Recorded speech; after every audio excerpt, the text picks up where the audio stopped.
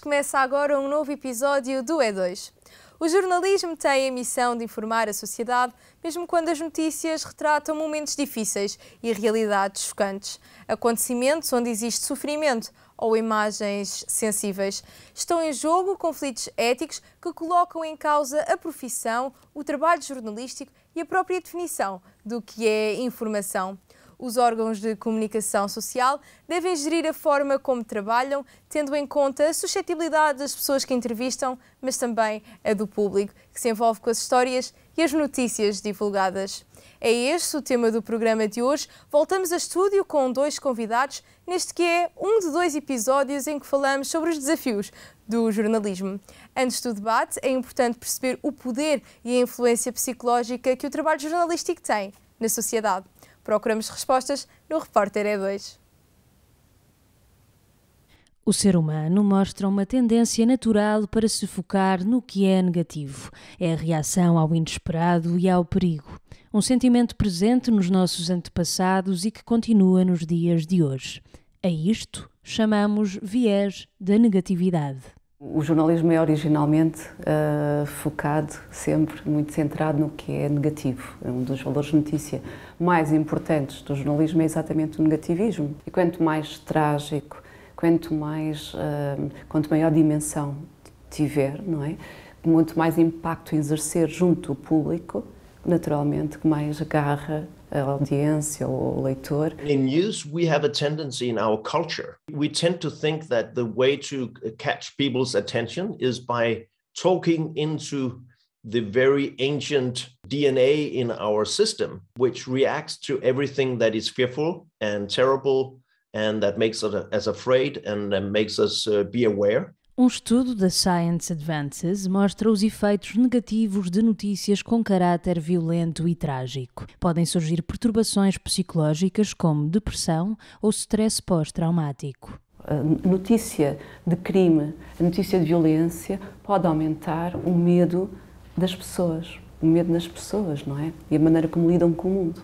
This negative bias affects people, affects people's mood, people's actions. And especially affects how they see the world, and they see the world as really worse than it really is.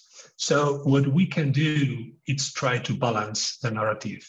Two groups we can see hate the way news media filter the world. It is women and it is young people. They have turned their backs on news a long time ago. They are so sick and tired of it. It's not because people don't want to follow what's going on in the world, but they don't want to be bombarded and get depression out of following news stream. And they want to get a fair and accurate picture. And they want to have news media looking into problems, real issues, but also ask the questions, now what and how, and engage them in a discussion about how should we solve that, inspire people, bring nuances to it and engage people in the dialogue. And that's what constructive journalism is all about. O jornalismo construtivo surgiu para contrariar o sensacionalismo e os viés da negatividade nas notícias. Pretende uma visão fiel do mundo, mas sem ênfase no que é negativo. Ao mesmo tempo, tenta apresentar soluções. We reporters in the newsroom, we have been to another city or to another country asking the question, you had this same problem and you did this and it worked. And we bring that back and say, how do you like that? Not that we should endorse to say that's the only solution to it, but it's an inspiration to it. Assim, se tenta inverter o mau impacto psicológico que a comunicação social pode ter. A sociedade procura estar informada, mas quem informa tem de pensar em como fazê-lo. São convidados deste debate os jornalistas Diana Andringa e José António Cerejo. Diana Andringa frequentou o primeiro curso criado pelo Sindicato dos Jornalistas. Desde então foi jornalista em órgãos de comunicação social como a RTP e cronista no Público e no Diário de Notícias. Já José António Cerejo é jornalista no Público desde 1989, jornal onde é grande repórter na área de jornalismo de investigação.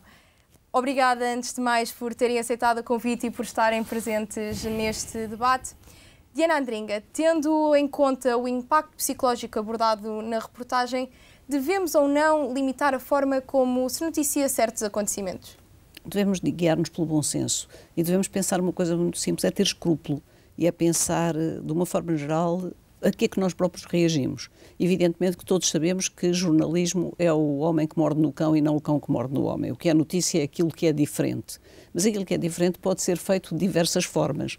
E acho que nós temos que ter sempre em conta, nos valores notícia, mas também os valores cívicos. Ou seja, não criar medo, não criar medo a certas pessoas ou a certos grupos.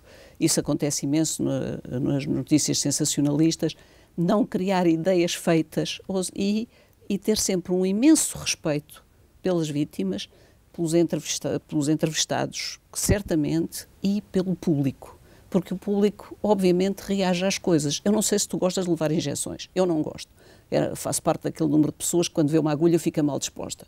Eu, de facto, passei os últimos anos de pandemia a pensar, mas não será possível falar de Covid sem mostrar agulhas a espetar-se na pele? Eu não tenho que mostrar pessoas a levar a agulha, não tenho que mostrar pessoas ligadas a ventiladores.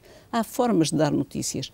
Estou-me a referir à televisão, mas também há na imprensa. E isso é o escrúpulo, é o bom senso, é o cuidado, é a ética do jornalista. Eu costumo dizer que para ser um bom jornalista a primeira coisa é ser um bom cidadão e uma boa pessoa. E se a pessoa pensar no que é que ela própria não aceita, no que é que ela não gostaria que mostrassem dos seus familiares, no que é que ela levaria a mal e saberia que eles também não gostavam, eu acho que a pessoa consegue fazer bom jornalismo sem ter que frequentar muitas aulas de moral, não é necessário. José António Cerejo, tendo em conta que o que para mim pode ser um limite e para outra pessoa não, é sequer possível definir fronteiras no jornalismo? A Diana Andringa disse tudo o que há a dizer sobre esta matéria. É claro que há fronteiras, é claro que os jornalistas têm que as ter em conta e têm fundamentalmente de ser verdadeiros com eles próprios e com o público a quem se dirigem. Verdadeiros não no sentido de lhes mostrar verdades nuas e cruas, com tudo aquilo que esse mostrar pode implicar de negativo, mas lhes mostrar as coisas de uma forma sensata, de uma forma compreensível e de uma forma que não leva ao extremo o negativo e o mau que há muitas vezes nas pessoas. Os jornalistas, em vez de incentivarem as reações, as atitudes, os comportamentos anticívicos, para usar uma expressão da Diana Andringa, os jornalistas têm a obrigação de contribuir para elevar. Os jornalistas têm uma missão.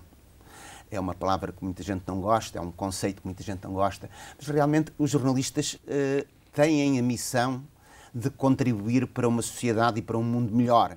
Nesse sentido, eles não podem largar a fera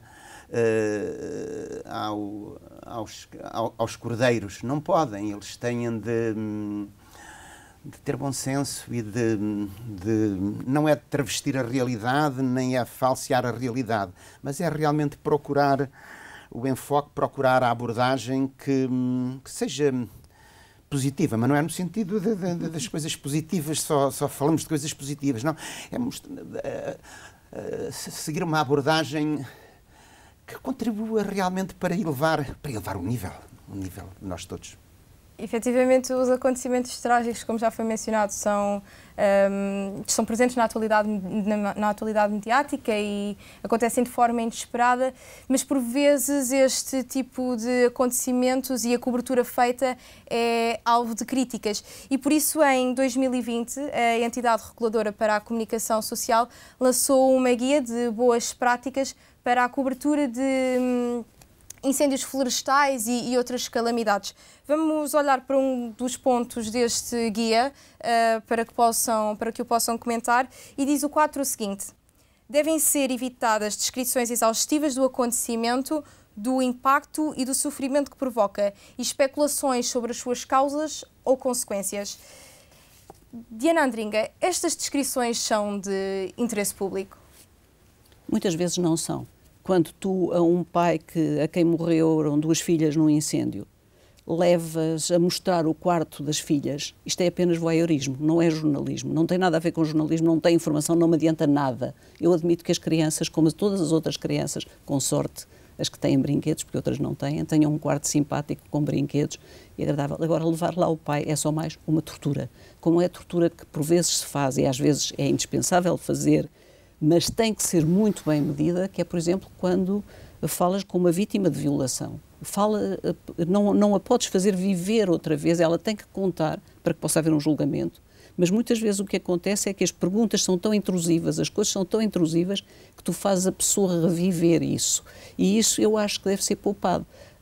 Os publicitários há muitos anos lançaram uma campanha que eu gostei muito, que era assim: não faças nenhum anúncio que não queiras que a tua mãe visse. E eu diria, não faças nenhum trabalho sobre uma pessoa que não gostasses que fizessem sobre a tua mãe, porque na verdade tu não gostavas de ver a tua mãe lavada em lágrimas e completamente desfeita perante uma câmara, pois não. Eu não gostaria de ver a minha, ela já faleceu, mas eu não gostaria de a ver. E, portanto, não posso forçar as outras pessoas a chorarem porque isso me dá audiências. E o que me choca naquele filme que mostraram primeiro é que há ali uma descrição do jornalismo que me parece que é já de um tempo que eu não conheço, a não ser como espectadora, e de que não gosto. Porque é a ideia de que o jornalismo, nós tendemos para as coisas negativas porque são essas que nos trazem audiências. Não, eu como jornalista estou completamente nas tintas para a audiência. Eu estou preocupada com contar, se possível, a verdade a que consigo ter acesso, porque cada um de nós tem a sua verdade e porque eu também tenho anteolhos como toda a gente e, portanto, também cometo erros como toda a gente, só não comete erros quem não faz, mas o que eu quero contar é a coisa mais aproximada da verdade, com todo o respeito pela dignidade de todos os envolvidos, e não ter a certeza que vou ter pessoas a olharem para mim porque tenho uma pessoa a chorar. No dia em que eu fizer isso, terei muita vergonha de mim própria, e eu não chamo isso jornalismo, eu chamo isso voyeurismo, chamo isso, e se preocupa os patrões, são as audiências. Nós preocupamos com fazer aquilo que é o nosso trabalho, e garanto que se ele for bem feito tem audiência. José António Cerejo, então como é que estabelecemos aqui a diferença entre o interesse público e o sensacionalismo ou o voyeurismo? O bom senso é o principal conselheiro, mas eu também tenho algum receio de que, por vezes, e estou de acordo quanto à ideia de que não podem ser as audiências a guiar os jornalistas e a orientar o trabalho que produzem, mas neste campo da distinção entre o que é interesse público e o que é voyeurismo, por vezes o interesse público pode e deve chocar com direitos pessoais das pessoas que são objeto, que intervêm nas notícias que estamos a fazer. Eu acho que temos a obrigação de dar um passo adiante daquilo que é, daquilo que seria expectável, daquilo que se faria numa circunstância normal. Mas, por vezes, há um interesse público em perceber o que é que levou a determinados comportamentos ou o que é que está por trás disto ou daquilo. Às vezes dizem-se coisas e escrevem-se coisas que são duras para algumas pessoas, mas a verdade também passa por aí. Diana Andringa, há pouco falava da procura de audiências e o facto do jornalista querer então satisfazer a curiosidade do público, considera que isso é jornalismo ou é só mesmo uma procura de audiências? O que é que tu chamas a curiosidade? Se for a curiosidade pelos acontecimentos, se for a curiosidade pelo que de facto aconteceu, se for a curiosidade pelos factos a que leva, é curiosidade e é interesse público. Eu acho que a questão do jornalismo, e é nisso que o jornalismo é uma grande profissão, é que tu estás constantemente confrontado com limites éticos. E tens que pensar caso a caso. Eu cito um exemplo. Uma vez estava a entrevistar uma mulher que era uma professora que tinha sido presa pelo exército salvadoranho e tinha sido barbaramente torturada. E ela começa-me a contar a sua história e começa-me a contar que foi queimada com cigarros, simularam o seu estrangulamento, esticavam-lhe assim os pés e punham-lhe brasas ardentes nos pés, na planta dos pés, etc. E de repente diz-me assim, e violaram-me com uma espingarda, percebes? E os olhos começaram-se a encher de lágrimas. E depois disse-me, e eu não disse nada, fiquei calada à espera. E ela disse-me, desculpa por me emocionar, desculpa ter chorado, mas isto ainda me emociona. Esta mulher merece que eu ponha isto, mas merece que eu dê o plano em que ela estava e que não dê uma aproximação aos olhos dela, porque a dignidade dela está em que ela me contou isto e a seguir explicou porque é importante que no teu país saibam o que fazem os militares do meu país. E isto faz toda a diferença. Agora, diferente disto é, por exemplo, eu ir filmar pedaços de pessoas de que ainda por cima normalmente só filmo aquelas que não me são próximas. A criancinha a morrer de fome que aparece sempre nas imagens sobre a África. Por estranho que vos pareça, em África existe muita coisa boa, excelente, não são só criancinhas a morrer de fome. Estas maneiras como se mostram as coisas e a maneira como se está a criar um clima de só mostrar o mau. Eu não quero que só se mostre o bom. O jornalismo fofinho não é exatamente o meu estilo e nem acho que seja jornalismo também. Quando era presidente do sindicato, cheguei a receber pessoas que me iam lá pedir: Diana Andringa, por favor, peço aos seus camaradas que alguma vez façam uma notícia positiva, porque nós já não aguentamos isto. E é preciso ter isso em conta. Eu não sou a favor de que seja um jornalismo fofinho, mas sou a favor de quando tu mostras uma coisa que é chocante, tens que explicar muito bem porque é que a mostraste. E há direitos da personalidade que eu nunca admito que sejam violados. Eles são, quando eu vejo, nem que seja um primeiro-ministro a ser ouvido pelo Ministério Público e as televisões usam essa imagem, eu sou contra, porque também seria contra quando estive presa pela PIDE que me fossem filmar enquanto eu estava a ser interrogada. E eu não posso permitir que se faça a ninguém aquilo que eu não permitiria, nem aceitaria que o fascismo fizesse a mim ou que outro me fizesse a mim. E gostava também que os jornalistas pensassem muito bem do que é que politicamente andam a fazer com algum do jornalismo que fazem. O que é que estão a criar em termos de populismo, em termos de extrema-direita a subir. Eu acho que o jornalismo tem uma obrigação para com a sociedade. Essa obrigação pela sociedade passa, entre outras coisas, por defender o jornalismo. O jornalismo só se defende com a democracia. A luta pelas audiências e a pressão colocada nos jornalistas faz com que o trabalho seja acelerado. José António Cereiros, isso coloca em causa o rigor do jornalismo? Sim, indiscutivelmente. Julgo que é cada vez mais difícil conciliar rigor com a corrida contra o tempo e com a concorrência, com o nível a que chegou a concorrência entre os diferentes órgãos de comunicação e entre os próprios jornalistas. Essa velocidade não acrescenta nada de bom. Aliás, os exemplos são cotidianos, estão à vista, nem vale a pena muito... É tão óbvio.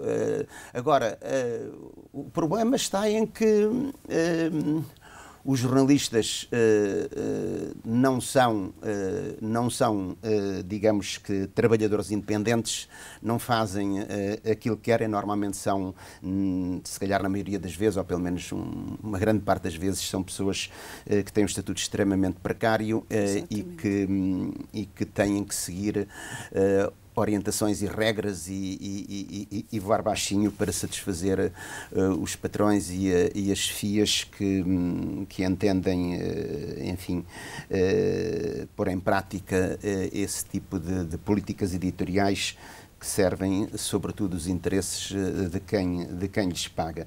Portanto, eu não sei qual é a solução, sei que realmente a informação tem que ser dada e tem que ser dada rapidamente, mas tem que haver algures um travão para que o resultado final não deixe de ser aquele que está a ser. Que é o de, muitas vezes, a informação que devia ser credível ser falsa. Diana Andringa, então, com todos os desafios que deixámos aqui no horizonte e trouxemos para a discussão, considera que os jornalistas têm uma liberdade de expressão plena? Não têm uma liberdade de expressão plena, mas nunca ninguém tem uma liberdade de expressão plena. Em qualquer que tens uma, primeira que são os teus próprios limites de conhecimento, depois tens os teus limites éticos que deves ter sempre em conta. E depois, obviamente, tens, olha, o tempo que te dão para fazer uma reportagem. Se te derem 5 minutos, tu não vais fazer uma reportagem muito aprofundada, certamente. Agora, tem alguma liberdade e tem uma liberdade muito grande, quer dizer que não, ainda que sejam despedidos. E essa questão, eles pagam caro, mas têm uma coisa, passam a ser respeitados.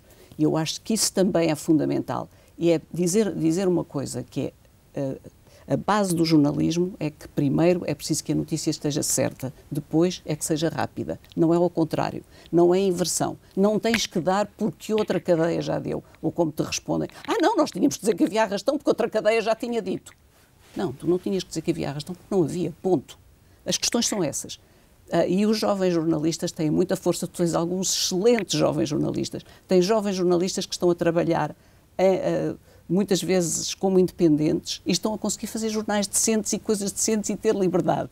Portanto, é assim, é uma grande luta, é uma luta de todos os dias.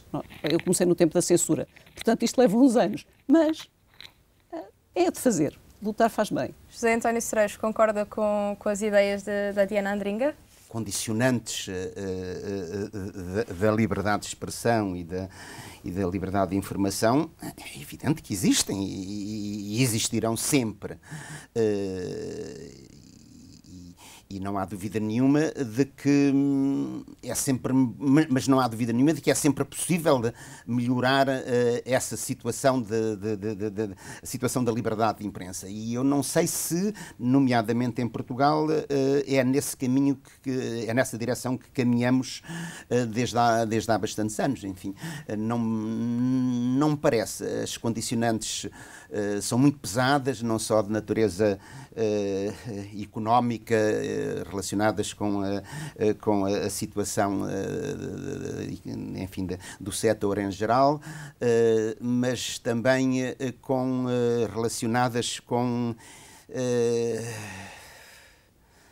ideias que se vão tornando dominantes em relação àquilo que os jornalistas podem ou não podem fazer. E há, às vezes, situações em que os jornalistas deviam exigir mais do que exigem e deviam exigir mais relativamente aos direitos que têm e à liberdade que deviam ter, nomeadamente para aceder à informação pública.